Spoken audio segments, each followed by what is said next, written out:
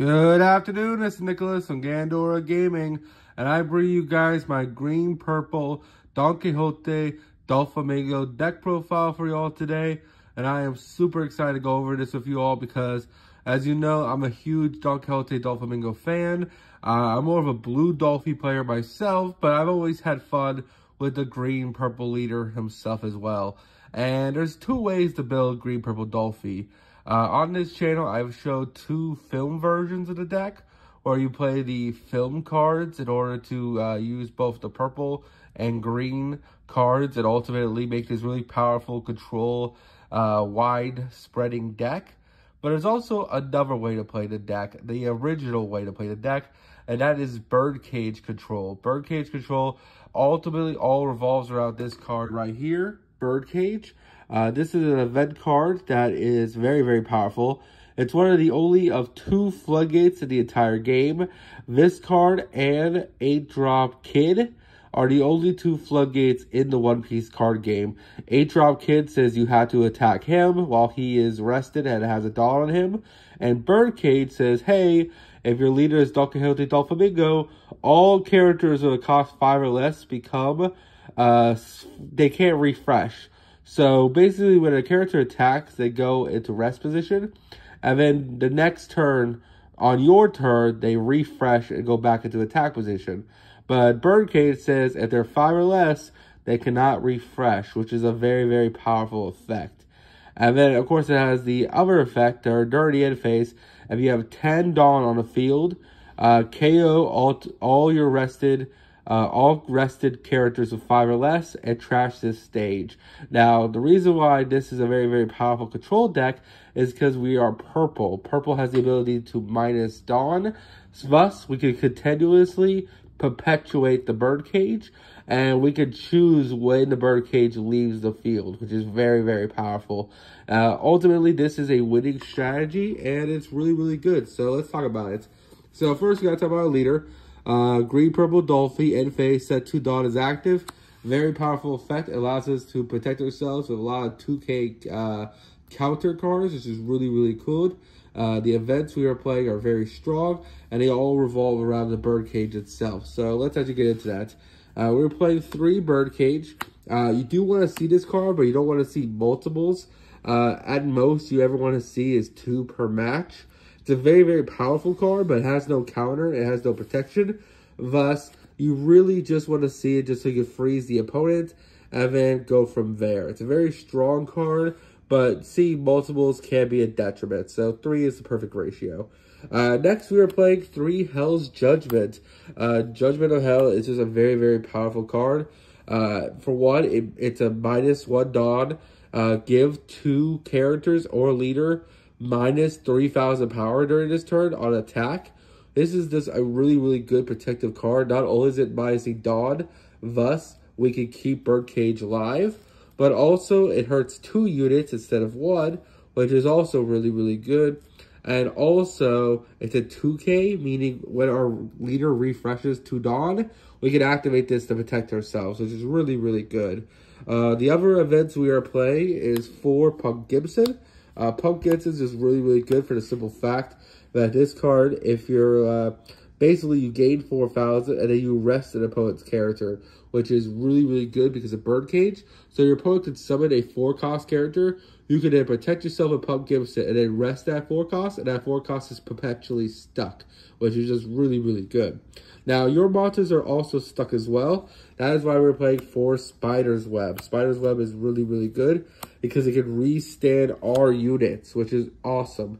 So, it gives us 4K, and then set 1 character as active. Doesn't matter their cost, meaning you can restand your little dudes, allow you to either get another swing of them, or to get another search, or if it's your lovely, lovely, what's it called, Sugar, you can also just keep freezing your opponent's characters, which is just really, really good. These are all the events we are playing in the deck. I think this is a good ratio. We are getting a new event in the collection series. So if you don't know, the collection series is like technically set 6.5 because we're getting set 6 in March 15th. But then, like, in May, I believe, we're getting, like, the collective series with red, green Odin, black, yellow, Kurozo, the toy soldier dude. And then we're also getting I Want to Be the Warden Hannibal, which is purple and blue. But we're also getting a new Donquixote Doflamingo event card that will allow us to search a monster. Look at the top 3, search a monster, and gain 4,000. So that's probably going to be played in this deck as well. As a 4 of, I probably cut one of these down and play that. But it's just a really, really good card. So we'll just have to see. Next, we're playing Baby 5. Baby 5 is this amazing search monster. This card is absolutely insane for the simple fact that it can search any of your Donquixote Doflamingo cards. Yes, it does get frozen with Birdcage, but a lot of people forget that, and they just swing into it anyway because they're like, well, I don't want you searching with it. Also, don't forget our Spiderweb can always restand it, which is really, really good. It searches most of our deck, which is just a very powerful card, and it can search itself, which is really, really good. We're also playing, of course, the Baby 5 2K. We never actually summon this guy, but you could, and it just sets 2 Dawn as active. We never actually do that. We just use it for the 2K, which is just really, really good. We are also playing for Sugar. Sugar's absolutely insane. Only 2 decks can properly use Sugar, that being Rosinante and, of course, ourselves. This card's absolutely amazing. Basically, it says, hey, when your opponent plays a character, your leader is Donquixote Doflamingo, rest it. Then this card is rested.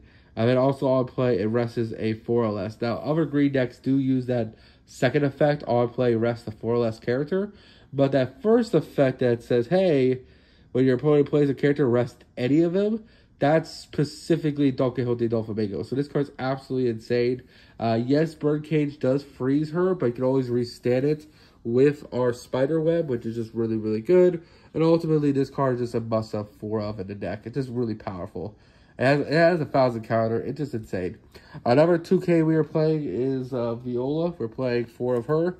Really good card. Just a really good protective card. It's searchable.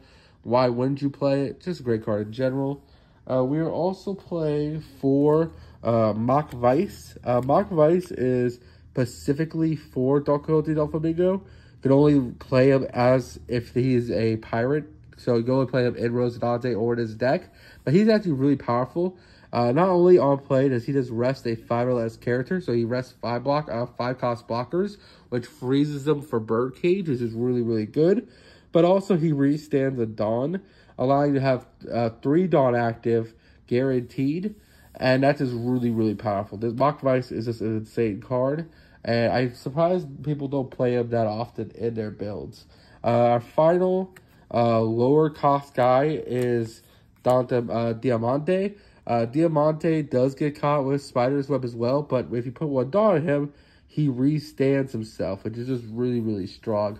It's a 5 cost, 6,000 blocker. Really, really good card. He helps you play around Spider's Web, which is just a great card in general. So that is it for our low cost guys. Everyone from here can play through the Spider Web. We are playing for King. No one expects the King. King is actually pretty insane for this deck. He's not searchable, but he is a 6 cost 7,000 -1 Dawn KO, a 4 or less cost character. He's really, really powerful for the simple fact that he keeps the Birdcage alive.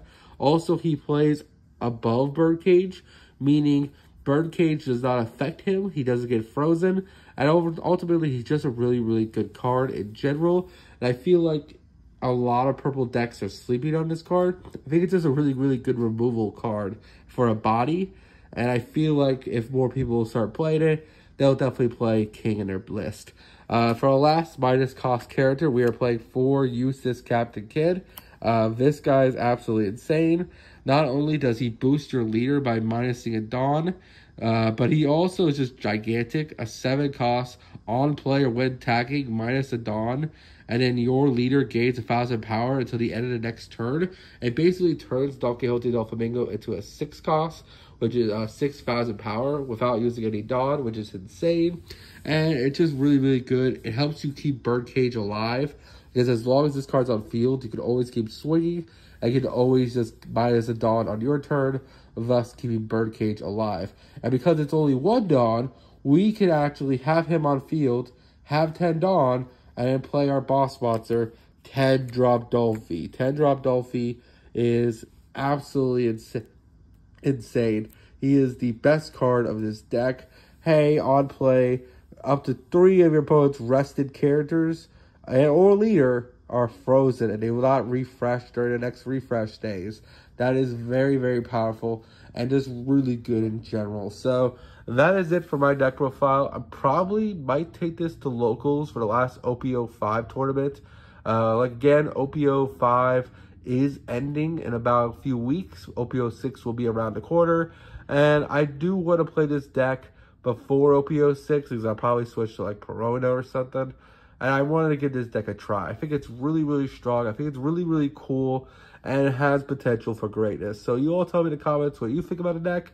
You all take care. Don't do anything stupid. I'll see you in the next one. Bye-bye.